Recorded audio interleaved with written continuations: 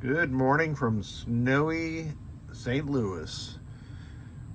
WPC PowerDriver board for a Doctor Who. This is what I've done. This is what I consider, except for C30, to be the gold standard in rehabbing these WPC 89 PowerDriver boards. I had to change C30 because somebody had installed a cap, or replaced the cap. I don't know why, because that cap virtually never fails. But they ripped out the through holes, so I had to repair those through holes with the rivets. And then they also replaced the bridge rectifier and did a really crappy job. So I removed it, leveled it up, and soldered it back in. We've got all the general illumination and power in headers all changed out. And this is the first test, so let's see what we can see. Using the WPC DMD test ROM, which is available at Planetary Pinball. And this is the way this ROM operates the lamp matrix upon first boot.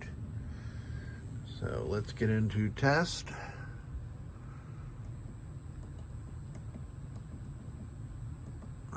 Test solenoids. And the client indicated that some of the solenoids were not firing. Of course, one reason that a solenoid might not fire is because the switch associated with it is inoperative. Those first two banks of solenoids are working perfectly fine. Let's do GI. You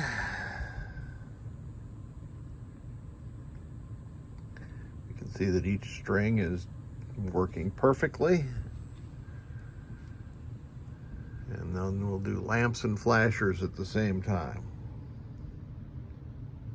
And all the flash lamp drive circuitry is working correctly. And again, all the lamps are working correctly. Voltages on this board, on my rig anyway, are 4.98 for the 5 volts. The 11.8 is the regulated 12. 14.8 is the unregulated 12. 20.6 and 71.6 are flash lamp and solenoid power. I have checked all the fuses on this board. They are all good. I draw the power numbers from this connector up here, and I can't test all 5 of the solenoid drive circuits, so I always check the fuses. One thing of note about these 2 LEDs in the center of the picture, LED 2 and LED 3, those are on there as a crude indication of line level voltage, and they don't work very well. Sometimes I think about just taking those things off because they cause a lot of confusion, but you can pretty much ignore, in fact you can absolutely ignore those LEDs. I do have the bow tie of LEDs lit. It's really hard to see this one hidden up here, but 2 over there, 1 in the center, and then these 2 over here. So this driver board is going to go upstairs and get a good wash down, and we'll get all the crud that's accumulated on it. This one isn't too bad, but when I send a board back, I often wonder if people notice that these connectors are all clean.